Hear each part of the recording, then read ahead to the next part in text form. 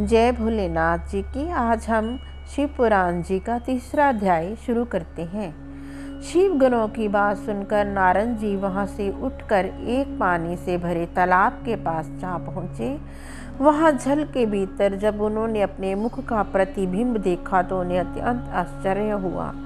अपने उस विकृत रूप को देखकर उन्हें अत्यंत क्रोध हो आया और उसी क्रोध में उन्होंने उन दोनों शिवगणों को यह शाप दिया, अरे मूर्खो, तुमने हमारी बहुत अप्रतिष्ठा की है, अतः तुम दोनों भी छली तथा पापी हो जाओ। तुम अपने किए का फल पाओ कि जिससे फिर ऐसा नीच कर्म करने की तुम्हें हिम्मत न पड़े।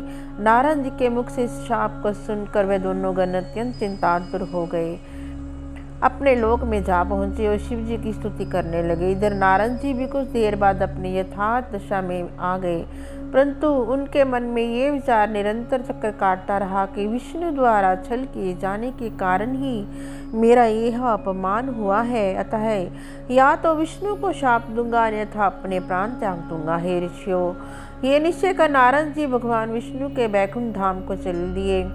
उस समय नारद जी की इच्छा जानकर विष्णु भगवान उन्हें मार्ग में ही मिल गए। विष्णु भगवान के साथ वह कन्या भी थी जिसको उन्होंने शिव मन में प्राप्त किया था। अस्तु, विष्णु भगवान ने नारद को प्रणाम करके हास्यपूर्ण शब्द में कहा, हे नारद जी, आप इस प्रकार चिंता होकर कहाँ जा रहे हैं? विष्णु जी के ऐसे वचन सुनकर नारद जी अत्यंत क्रोधित हुए। उसी क्रोधावस्था में नारद जी के मुंह से ये शब्द निकले, हे विष्णु, तुम इस समय हमको अच्छे मिले, तुम बड़े छली हो। तुम्हारा वह छल जो तुमने दीति के पुत्रों के साथ मोहिनी रूप धारण करके अमृत को बांटने में किया था प्रसिद्ध है। तुम ही ने छल से जलंधर की स्त्री से उसका पतिव्रत धर्म छुड़ाया। सदाशिव ने भी तुमको वरदान देकर संपूर्ण सृष्टि का स्वामी बनाकर उचित नहीं किया है। अब सदाशिव भी तुमको ऐसा स्वाधीन एवं संपूर्ण सृष्टि का स्वामी बनाकर अपने मन में चिंतित है। अब हम सदाशिव के आज्ञा अनुसार ही तुमको तुम्हारे कर्मों का फल देते हैं, जिससे कि तुम भविष्य में फिर ऐसा कोई काम न करो। यद्यपि तुमको सदाशिव ने वरदान दिया है तो भी हम तुमको केवल शिक्षा देने के लिए ही शाप देते हैं। नारद जी ने इतना कहकर विष्णु जी को यह शाप दिया, हे विष्णु, तुमने जिनके समान हमारा मुख कर दिया है वही वानर तुम्हारी सहायता करेंगे। जिस स्त्री के लिए तुमने हमारा अपमान किया, तुम भी उस स्त्री के वियोग में अत्यंत दुखी होकर वन वन में घूमते फिरोगे। विष्णु जी ने यह सुनकर नारद जी के चरणों पर अपना मस्तक रख दिया, परंतु नारद जी ने उन्हें क्षमा नहीं किया। भगवान सदाशिव ने यह देखकर नारद जी के मन से अपनी माया हटा ली। उस समय ना तो नारद जी को ही ये दशा रही और ना वह कोई स्त्री ही दिखाई दी। तब नारद जी ने आश्चर्यचकित होकर खेद प्रकट करते हुए कहा नहीं जा सकता कि यह सब वृतांत सत्य है या मैंने इसे स्वप्न में देखा है।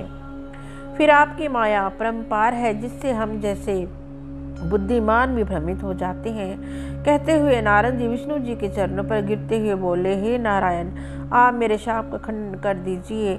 जो कठोर शब्द मैंने कहा है उस महापाप के लिए मुझे क्षमा कर दीजिए। यह सुनकर विष्णु जी ने कहा, हे नारद, तुमने सदाशिव के वचनों की जो अवज्ञा की है ये सब उसी का फल है। अब भी उचित है कि तुम चैतन्य होकर सदाशिव को महान समझो। वही 3 स्वरूप धारण करके 3 कार्यों द्वारा संपूर्ण सृष्टि का संचालन करते हैं। वह स्वयं प्रलय के स्वामी है। मैं केवल सदाशिव के तप के कारण ही सबसे बड़ा गिना जाता हूँ। हे नारद, तुम उन्हीं सदाशिव की तपस्या करो, क्योंकि उनकी आराधना और तपस्या के बिना कोई भी परम पद प्राप्त नहीं कर सकता। अब तुम्हें उचित है कि सब कुछ त्याग कर सदाशिव का भजन करो एवं उनके स्तनाम का जाप करो। वह ही मेरी शक्ति है। तुम हृदय में शिव जी के चरणों का ध्यान रखकर दिशाटन करो, जिससे तुम्हें दुख न होगा। तुम्हारे लिए यही उचित है कि समस्त भूमंडल पर भगवान सदाशिव की महिमा देखते हुए काशी जी को सिधारो। उसे रुद्र क्षेत्र, वाराणसी, मुक्ति क्षेत्र तथा महाशमशान भूमि भी कहते हैं। इतना कहकर विष्णु जी भी अंतर्ध्यान हो गए और नारद जी सदाशिव जी के पास चल दिए। मार्ग में वे दोनों गण मिले। वह भी नारद जी के चरणों पर गिरकर क्षमा याचना करते हुए बोले, हे ऋषिराज, हम ब्रह्मा नहीं अपितु सदाशिव के गण हैं। हमने आपका बड़ा अपमान किया है, इसलिए हमें अपना दास समझकर कृपा करें, क्योंकि हम अपने कर्मों का फल प्राप्त कर चुके हैं। नारद जी ने यह सुनकर खेद प्रकट करते हुए कहा, मेरी बुद्धि भ्रष्ट हो गई थी।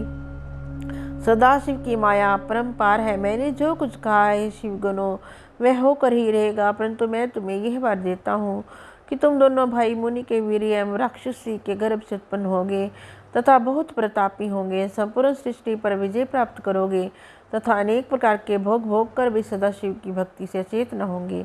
अतः वानर और मनुष्यों द्वारा तुम मुक्ति प्राप्त करोगे। इतना कहकर नारद जी पहले सदाशिव के पास तथा फिर ब्रह्मा जी के पास गए और वहाँ दोनों हाथ जोड़ स्तुति करते हुए बोले, हे पिता, आपने विष्णु जी को कथा मुझसे कही थी जिससे भक्ति, वैराग्य, तप, दान की रीति एवं तीर्थ आदि का वर्णन है, वह तो मैंने सुनी, परंतु मैं सदाशिव जी की भक्ति से अभी अनभिज्ञ हूँ। इसलिए कृपा करके मुझे क्रम से बताइए कि सदाशिव आदि मध्य तथा अंत में क्यों रहते हैं, कैसे प्रसन्न होते हैं, वह निर्गुण होकर भी सगुण कैसे हो जाते हैं। आप अपनी तथा विष्णु जी की उत्पत्ति के ऊपर भी प्रकाश डालिए। शिव और पार्वती के जितने भी चरित्र हों कृपा करके उन पर भी प्रकाश डालिए, जिससे मुझे और आपको भी प्रसन्नता प्राप्त हो। साथियों, आगे की कहानी के लिए हमारे साथ जुड़े रहें। इसी तरह यह अध्याय समाप्त होता है।